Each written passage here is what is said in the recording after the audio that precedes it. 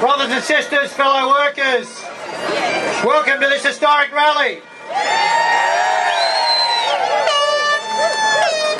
Now I'm just doing a quick head count. I reckon there must be 10,000 people out there today. People all concerned about job cuts, cuts to leave entitlements, cuts to services. Comrades, my name's Jamie Newland. I'm the President of SA Unions and I'm chairing today's proceedings.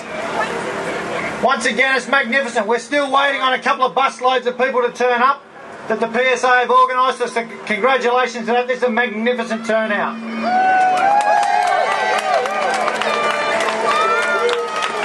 While we're waiting on our other comrades to attend, I want to see how loud your voices are today. So we've got a few chants. One of the most popular ones from the other week was 2, 4, 6, 8, let's exfoliate. Let me hear it. 2, 4, 6, 8, let's exfoliate. 2, 4, 6, 8, let's exfoliate. I can't hear you. 2, 4, 6, 8, let's exfoliate. And again. 2, 4, 6, 8, let's exfoliate.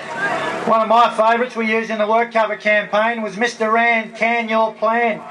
That applies just as equally to these plans as it did to work cover. So let me hear you now. Mr. Rand, can your plan? Mr. Rand, can your plan? Mr. Rand, can your plan? And the last one, the most famous one I suppose, is the workers united will never be defeated. Let's hear it. The workers united will never be defeated. The workers united will never be defeated. Workers united will never be defeated. Workers united will never be defeated. You all right for everyone else? Okay, comrades, we'll get the proceedings underway. It's magnificent to have the fire brigade here with their fire engines. They're going to lead the march. These fire trucks here will lead the march today. We'll follow them, and we'll be followed up by the fire trucks on the other side of the square. We're going to have one of our fireys plays the bagpipes. He's going to lead us down the street with the bagpipes. And we're going to make a lot of noise. Comrades, we are on Kaurna land, so I'd like to respect our elders and the current Kaurna people, our Indigenous brothers and sisters, for letting us be on their land today.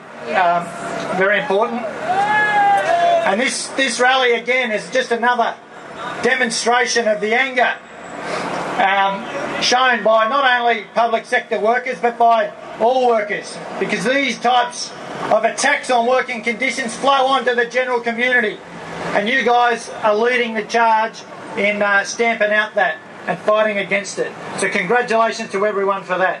Today's about fairness, about labour values, about our values, what unions prescribe to. Those labour values of trust and fairness have gone out the window with Mr. Rand and Mr. Foley.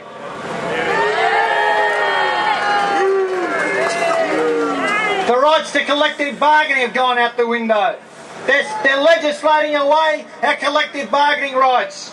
They're legislating away long service leave rights, leave loading, service cuts, and up to 4,000 jobs. It's a disgrace. So today is another demonstration in our activity to overturn this legislation. And comrades, what a great turnout. I reckon if there's not 10,000 here, there's not one. So let's all stand together in one voice and let me hear you again. Mr. Rand, can your plan? Mr. Rand, can your plan? Mr. Rand, can your plan? 2, 4, 6, 8, let's exfoliate. 2, 4, 6, 8, let's exfoliate. Right on, comrades. I want to hear that as we march down the street shortly. But first, we've got a few speakers here, and we'll have a few speakers down at Parliament House. The first speaker is the General Secretary of the PSA, Jan McMahon, who really doesn't need much introduction at all.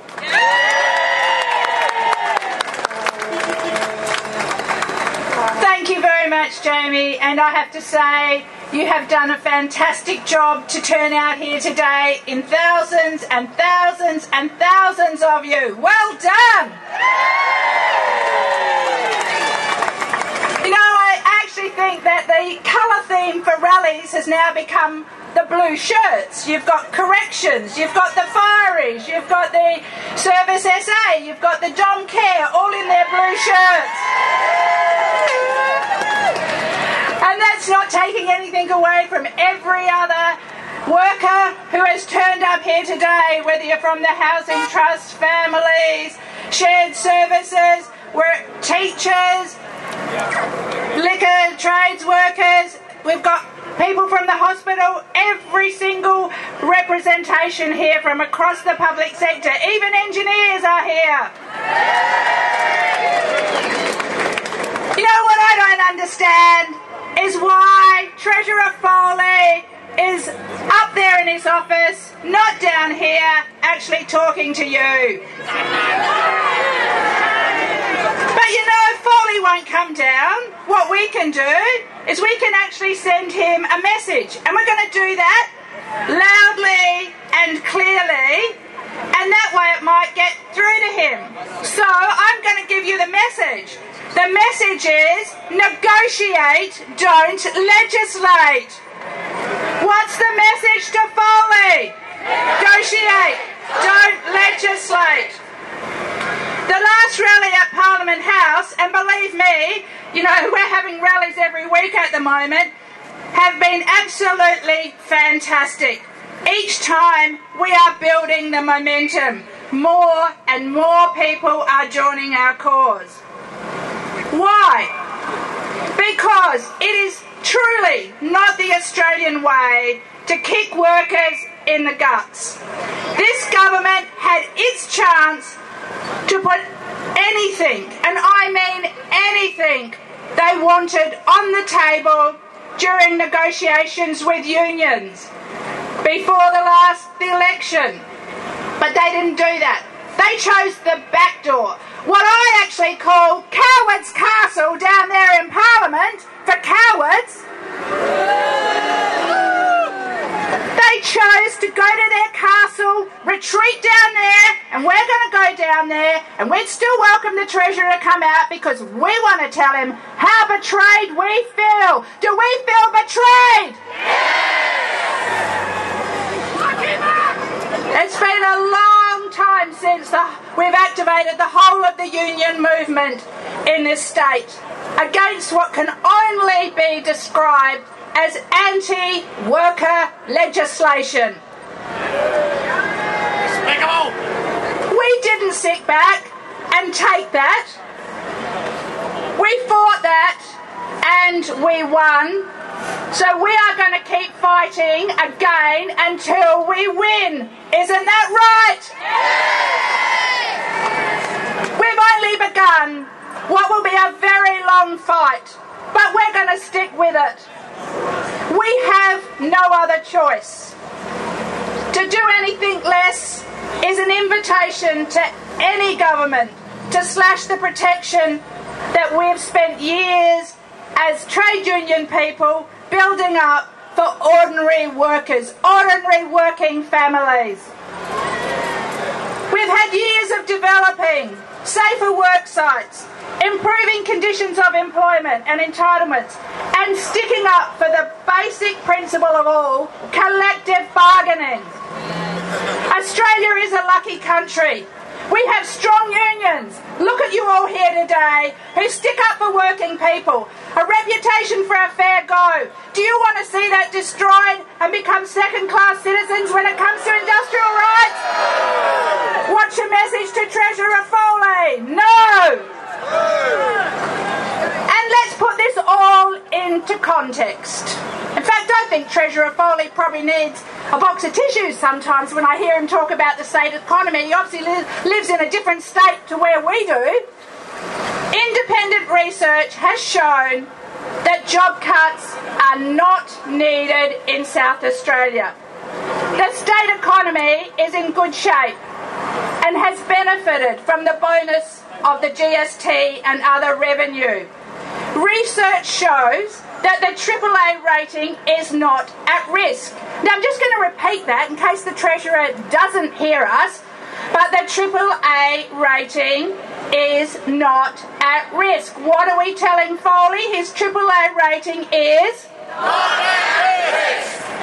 We know that these budget measures are wrong. We know that legislating away entitlements is wrong. Even current members of the government know these measures are wrong. When is Mr. Foley going to realise that they're wrong? Shame on Foley, shame! We have to remember, this is our government. This is our parliament. South Australians have given this government another chance. But South Australians can take it away if they don't begin to play by the rules.